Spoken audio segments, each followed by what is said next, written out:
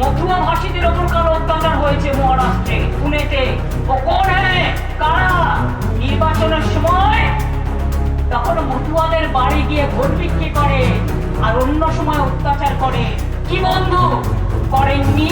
রাজবংশী কতজনকে বাংলাদেশে পুশব্যাক করা হয়েছে, তাদের জেলে রাখা হয়েছে। জবাব দিন, কুচবিহারের লোকেরা কি অপরাধ করলো? নদিয়ার লোকেদের छत्तीसगढ़ में आप रुक के रखा, कल कोर्ट में मेरे को मामला करने पड़ा एमपी को भेज के। दिल्ली में तो हमारा इधर का आदमी है, उसको आप पानी कनेक्शन कर दिया, वाटर कनेक्शन, इलेक्ट्रिसिटी केटे दिए, बंद कूपेर मतो रेखे दिए। আমাদের এমপিরা তাদের নিয়ে 48 ঘন্টা ধর্ণা করেছে। ছত্তিশগড়ে মহুয়া গেছে, বাংলা ভাষায় কথা বলা মানুষদের যারা নদিয়ায় থাকে তাদের ছাড়াতে বন্ধ। গাইঘাটা উত্তর 24 পরগনা, সেই মানুষগুলোর ওপর কাল মহারাষ্ট্রে পুনেতে অত্যাচার হয়েছে।